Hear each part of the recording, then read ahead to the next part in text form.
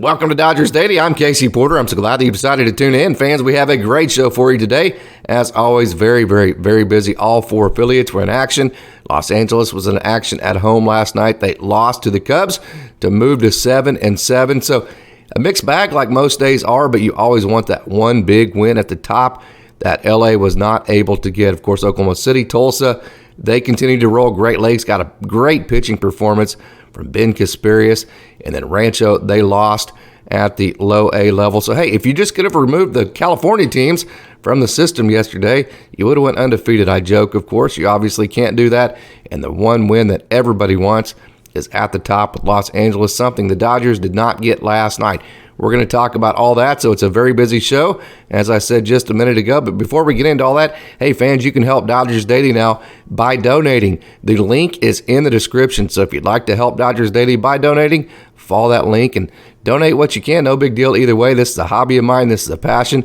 I will keep doing this for free forever, and I totally love doing it. But hey, if you'd like to help, that link is in the description. Also, if you like this video and if you like this kind of content on Dodgers Daily, go ahead and leave a comment. Click that like button and tell all your friends about Dodgers Daily. That way we can keep growing. And also subscribe. And after you subscribe, turn on your notifications so you'll be notified every time we release a new video. We can keep growing and we can keep providing you content like this in the future, as we love to do. Okay, like I said, the Dodgers lost at the top. Rancho kind of bookend losses. Dodgers lost at the top.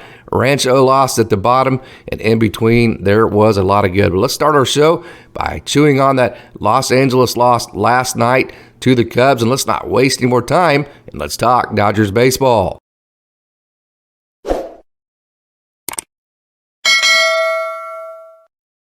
The Dodgers had two solo home runs last night, one by Chris Taylor and one by Max Muncy, and that was all they could muster offensively as they dropped a decision 8-2 to the Chicago Cubs. Again, it was Muncy and Taylor with the home runs. Other than that, that was it for the offense. Max Muncy had 2 hits on the night. Chris Taylor had the 1 hit for the 3 hits total for the Dodgers. Noah Syndergaard took the loss on the bump, but hey, there were some good things from him. I think he looked pretty good last night at times. The changeup looked really good. And again, he went 6 innings, so that was big for him. He at least gave the team length, and he did put the team in position to win. Point blank, hey, whenever you give up 3 runs in 6 innings, that's not, an unbelievably great start, but it's certainly not a bad start. And it certainly is putting your team in position to win. A team like the Dodgers should score more than 3 runs, which is what Noah Syndergaard gave up last night. So can't put that on his shoulders, although we're going to get into some of the numbers here in a minute as far as that 4th and 5th spot in the rotation. Struggling in terms of giving up runs and wins and losses. We'll cover that here in a minute. Andre Jackson last night gave up 5 earned runs. We're going to talk about the bullpen being leaky as well. Okay, so the Cubs, we saw a dynamic offense from them last night. They had 3 home runs. Okay, they had 5 stolen bases, and they had 8 hits, So the Cubs had a very dynamic offense. They were able to steal bases. They were able to do a little bit of everything, Home runs, not just home runs scoring like the Dodgers did last night. They were able to score in different ways. They were able to advance bases in different ways other than home runs. So the Cubs were way more dynamic than the Dodgers last night, and they won. The Dodgers were boom and bust, like we said. 2 runs, both on home runs. Noah Syndergaard, like I mentioned just a minute ago, not bad, not great, just kind of in the middle, gave his team a chance to win. The bullpen, Andre Jackson again. Okay, the 4 and 5 spots in the rotation now, from a record perspective, are 1 and 4, okay? As far as whenever they start the game, if you remember that first start for Michael Grove, the team actually won that game, so that was good. So in starts for those 4 and 5 spots, the team is 1 and 4. Clayton Kershaw is 2 and 1. So those are 3 of your spots in the rotation. Your other 2, Julio Urias and Dustin May, have been very good. So we've talked about some of the issues. I tweeted about it last night. You got to start being better as far as wins and losses in the 4th spot and 5th spots in your rotation. Hopefully Tony Gonsolin, when he gets healthy, can help with that. Hopefully Noah Syndergaard continues to figure it out. Maybe he can help with that 5th spot. If he doesn't, then Ryan Pepiot can, if he's just with his lifetime ERA of 3.47, I believe is what it is. If he just duplicates that, that solves your 4th and 5th spot in the rotation. That is squarely not solved at this point. Again, the team is 1 and 4 in games where the 4th starter or 5th starter starts in them. Okay, and then also, so you have a boom and bust offense. We've talked about it. Then your fourth and fifth spot in your rotation, just 1 and 4, and then your bullpen has been leaky. In the 7 losses, the bullpen has given up 21 runs. Okay, check this out. In the first loss, Alex Vesia gave up 2. In the second loss, Brusdar Graterol gave up 1. In the third loss, Yinti Almonte gave up 2. In the fourth loss, Alex Vesia gave up 1. Brusdar Graterol gave up 2, and Andre Jackson gave up 3. Okay, in the fifth loss, Caleb Ferguson gave up 2. In the sixth loss, Evan Phillips gave up 3. In the seventh loss, Andre Jackson last night gave up 5. So it's been pretty much everybody has chipped in as far as the bullpen being leaky. It's a bullpen that, having Alex Vesia, Evan Phillips, and Yinti Almonte back, you figured, that was going to be a strong point to the team. It has not been. Again, 21 runs in the 7 different losses. And Alex Vesia, Brusdar Graterol, Yinti Almonte, Andre Jackson, Evan Phillips. That's 5 different guys that have contributed to that leakiness in the bullpen. So that's a little bit worrisome. Like I said, 7 and 7, that's 14 games out of 162. You still have 148 left. So you don't make any knee-jerk reactions. You don't make anything bigger than it is. But you do have to evaluate the process and start, at least asking the questions and thinking about, okay, is the process actually working? Is there something wrong with the actual process as far as, what we're doing that's leading to us only being 500? Or is it just baseball and things will work itself out? Those are the questions I think that you have to start asking yourself if you're the front office and the management, and they will. They want to win a World Series as bad or worse than any of us fans. So I promise you they're asking these questions. They're chewing on this process. They're crunching the data. They're trying to figure out the best game plan moving forward to win games for the Dodgers. So let's move to the offense. That's from the pitching staff. Offense in the 7 losses has scored just 21 runs. 3 runs in this day and age of baseball where home runs are hit quite a bit. Offense is up this year. 3 runs, you got to score more than that. That's what the offense has averaged in the 7 losses and the 7 wins.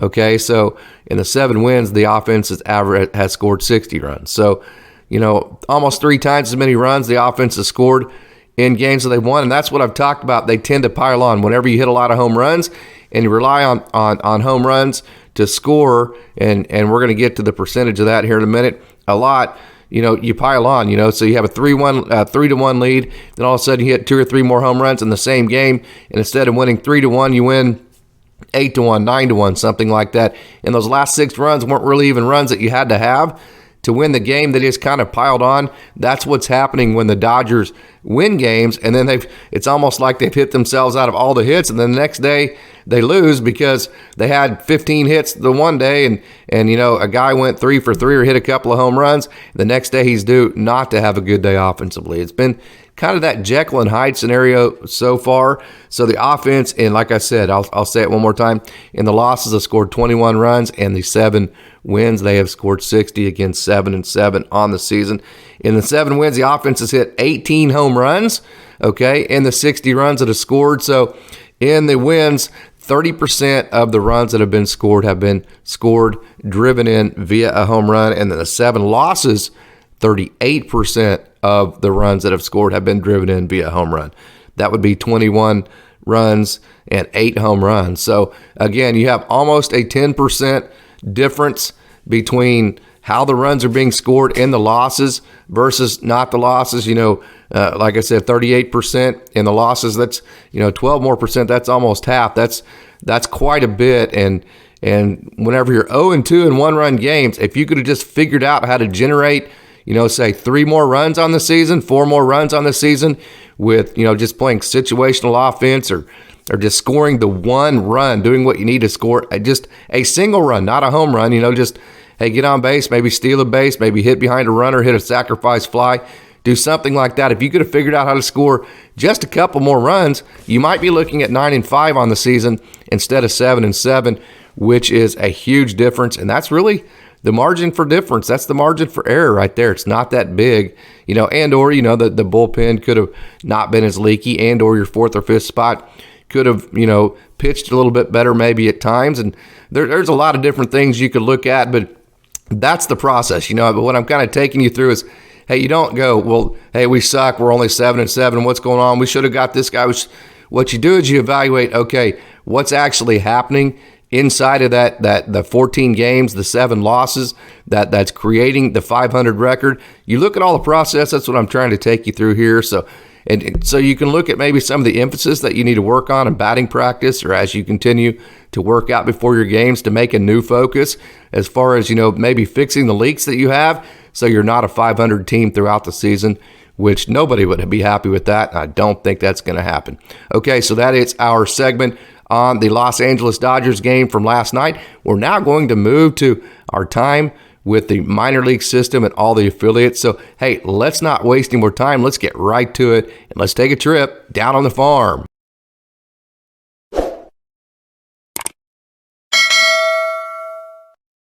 The Oklahoma City Dodgers scored 2 in the 4th inning, 1 in the 6th, and 1 in the 8th to beat the Sugarland Space Cowboys, the AAA affiliates of the Houston Astros last night, 4-2 at beautiful Bricktown Ballpark in downtown Oklahoma City.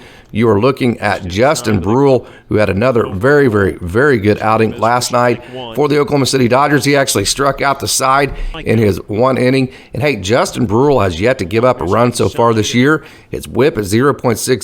His average against is 118, and he has 9 strikeouts and just 1 walk on the season to this point. Him and Victor Gonzalez, both from the left-handed spot, have looked very, very, very good. Adam Kylehurt as well. So, hey, if you need some left-handed bullpen help, it is certainly there right now for Oklahoma City. Justinbruihl, Adam Kylehurt, Victor Gonzalez, all throwing very well. Bruihl specifically last night was absolutely fantastic. You see that sweeper pitch, the confidence. He is just letting loose the ball as well as he has in a long, long time. So Justinbruihl looking good for AAA Oklahoma City. Ryanward, the young man out of Millbury, Massachusetts, who graduated with less than 100 kids in his graduating class, hit his 2nd home run of 2023 last night. Last year he was in the premium slugger category when you look at home runs per at bat, no doubt about it.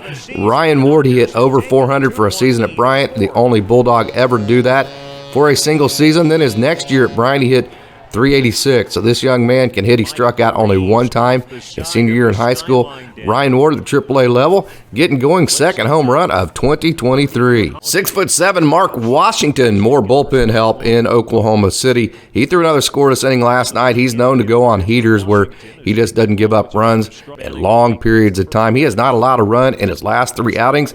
His ERA for the year is 2.45, and he has 10 strikeouts to just 2 walks. He's already 27 years old.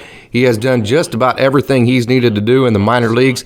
Hopefully sometime this season, there's a good look at him, the Lehigh native, the Glen Mills, Pennsylvania native as well, Markwashington. Hopefully sometime this year, he made it up to AAA about halfway through last year. Sometime this year, hopefully the club brings him up and gives him a chance. Like I said, he's on the backside of his 20s, and he's pitching very well. Good slider right there. Great extension for Markwashington.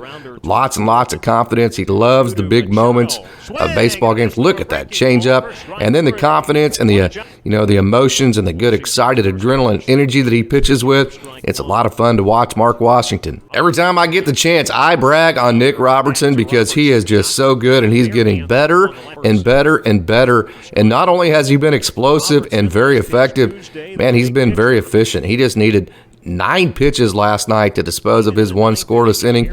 And the thing about that is, there's Nick right there. He's been everything from an opener to a closer to a bulk inning guy and middle relief. He's extended 3-4 innings, and the thing is, if he can just go 9 pitches, look at that changeup. And for his 1 inning, he could be a guy that could throw literally every day, and then he could also be a guy that can give you 3 or 4 innings in scenarios like this, maybe 4 or 5 innings as an opener or a bulk inning guy, as a piggyback guy. So very versatile, very talented, very long, great extension. His fastball is very, very, very deceptive. If you don't believe me, just ask some of the guys that hit off of him in spring training at the major league level. Okay, Robertson's ERA is 1.08. His average against is 0.77. So he's been very hard to hit this year, and he has a whip of 0.24. In almost any other organization, kind of like Markwashington, Justinbruihl, Wander Suero, Adam Caloric, guys like this Victor Gonzalez, they would be helping their parent club right now. They would be in the major leagues. They are that good. They are good enough to get major league outs, but the Dodgers are just so insanely talented and so insanely loaded, especially with bullpen arms and just arms in general in their organization, that a guy like Nick Robertson is still trying to make his way to the major leagues. So Nick Robertson pitching great for the Dodgers of AAA Oklahoma City. South African Taylerscott's another one of those guys in the bullpen that has been simply fantastic for AAA Oklahoma City. He went last night and got the last 3 outs of the game. And hey, in his 5 outings, kind of like we talked about Nick Robertson, with a lot of clubs in the major leagues, the way he's pitching right now, he would already be with the parent club and probably to be doing very well and getting big outs and good outs for the major league club at this point. But because the Dodgers have so much depth, he's still with AAA Oklahoma City. He has yet to give up a run in his 5 outings. I say it every time I talk about him. I love that 3/4 slot. It offers something different than everybody else, and I think that's going to give him an advantage. So anytime you have an ERA of 0.00 and you've thrown 5 times, you've done a really good job. Average against him is just 222. The AA Tulsa Drillers, possibly the most talented team in all of minor leagues, won 6-1 last night. They scored 2 in the first, 2 in the third, and 2 in the seventh. Andypages had 2 home runs last night. He absolutely is putting on a show. I don't think he's going to be in AA for long. We're going to get into the pitching, but hey, how about Kylehurt? 3 innings, 3 strikeouts, fantastic night. Alec Gamboa also had a good night. He went 4 innings and gave up just 1 run. Ben Harris also had a good night. He went 2 innings. Didn't give up anything as well. So the pitching was good for the AA Tulsa Drillers, and what you're seeing right here is Andypages, again, the Dodgers' number 6 prospect in the system. He had 2 home runs last night, and I'll tell you what, man, he is absolutely putting on a show. Like I said, he might not be in AA for long because he's been on base, check this out, in 10 of his last 12 at-bats. This guy, Andypages, is simply on a mission. Kylehurt was insanely good last night. His first pitch of the night was 97 miles an hour, and he just got better from there. He went 3 innings, he gave up no runs, and he struck out 3.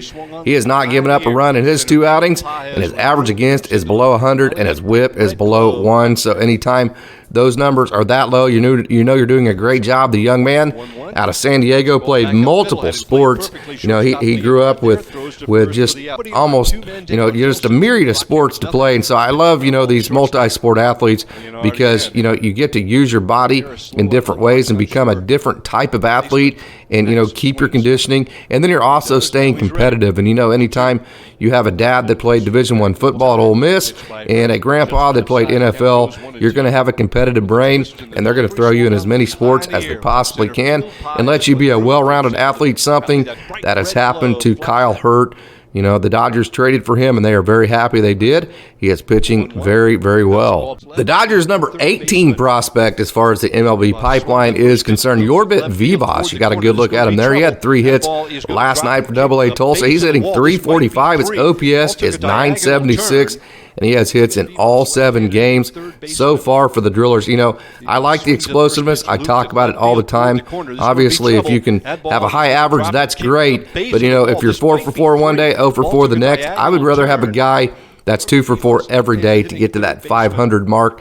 That's what jorbitvivas has been. He has a hit in every game. So not only has he been good, he's been very consistent. I can't tell you as a manager, I'll bet Henny would tell you, the manager for the AA Tulsa Drillers, how valuable that is to have that consistency with jorbitvivas. Again, he's hitting .345. His OPS is .976. And again, he has hits in all 7 games so far this year.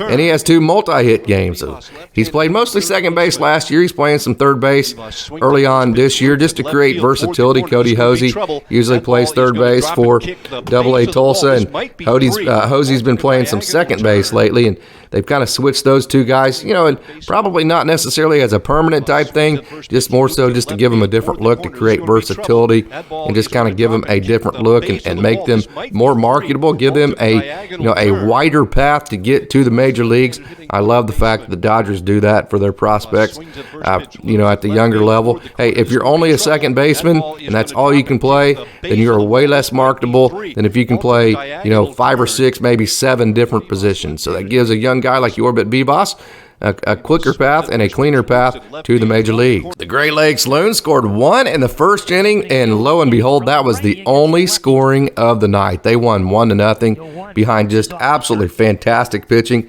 Ben Casparius went 6 innings scoreless. Braydon Fisher came in. He didn't give up any runs. Antonioknowles had a just ridiculous slider working last night. And then Jake Pilarski finished the game for Great Lakes and got the victory 1-0. Pilarski, it was his second save of the season. What you're seeing right here, who you're seeing is Ben Casparius, the young man, the UConn alum. He's very proud. He's from Connecticut. He loved the fact that he transferred back home to play for a group of coaches and guys that he loved playing for. He loved his time at UConn. And now, boy, I tell you what, he had to love his performance last night. He went 6 innings, gave up no runs, no hits, and struck out 5. As a matter of fact, the Loons last night, they combined to give up just 1 hit on the night. So it was a dominant pitching performance, and no doubt about it, it was started. And, the ringleader of that was Ben Casparius that you're seeing here right now. Casparius, his ERA on the year is now just 1. Okay, he struck out 5, no hits last night. So great job, UConn alum Ben Casparius. Braydon Fisher has been on point so far this year. Last night I should say, was his 4th outing of the season already, and he has not given up a run or a hit. Yes, I said that correctly. Braydon Fisher, the young man out of League City, Texas, who was taken out of high school, has fought through injury. He's on his way back, or he actually is back and pitching better than he ever has.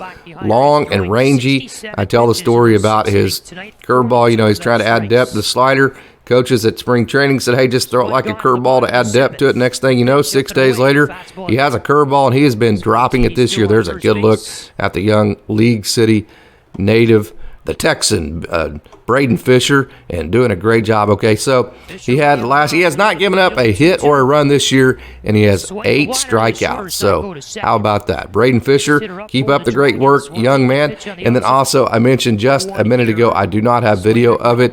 There was so much action last night. I didn't get video of every single great performance. I wish I did, but I did not. So I'm going to go ahead and play this again. Okay, so last night, after Braydon Fisher, we will get into Antonioknowles, but I want to bring up again that Jake Pilarski finished. And remember, Jake Pilarski, 101 miles an hour, so he got his 2nd save on the season.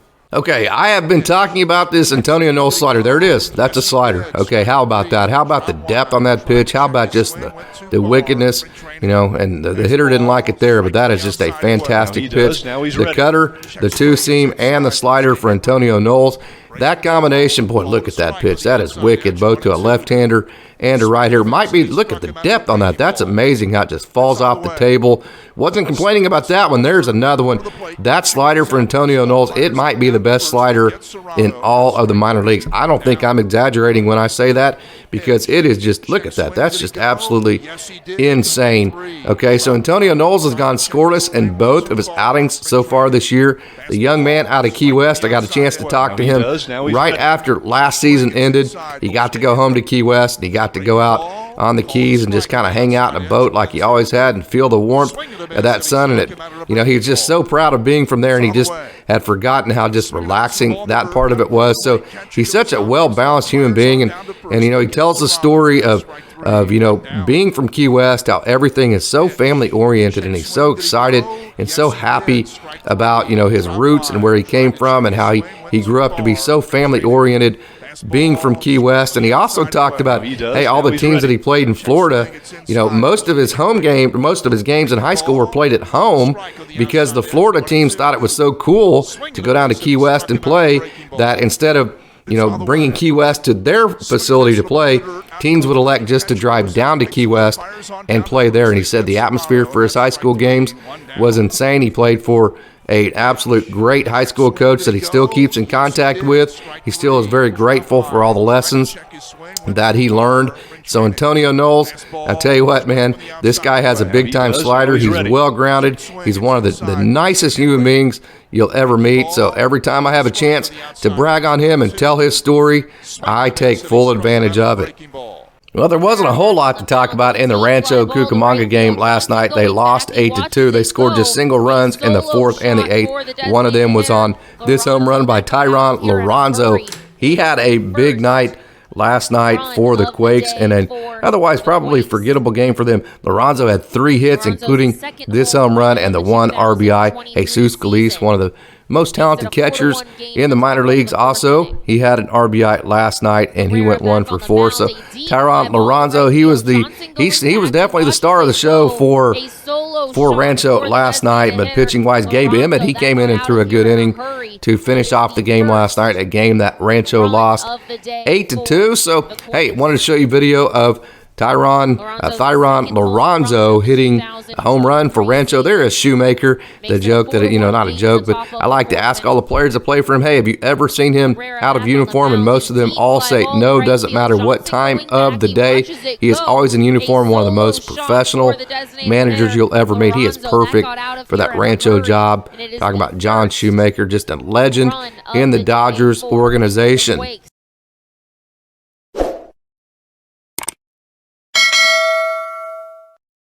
So there you have it. There's the action from last night. Again, 3-2 as everybody in the organization was in action. You had the 3 middle victories, Oklahoma City, Tulsa, and Great Lakes.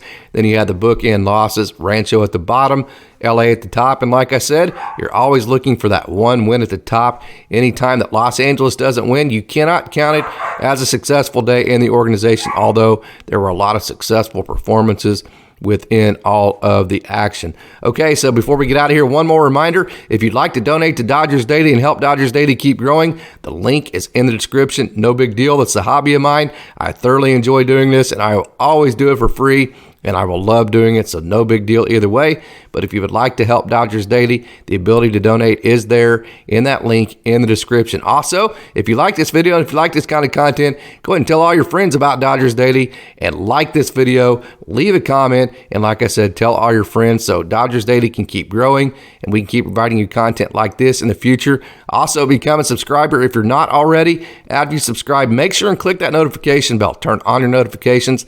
That way, every time Dodgers Daily releases a new video, you'll be notified. Dodgers Daily can keep growing. As always, I'd like to thank you for tuning in and say, go Dodgers.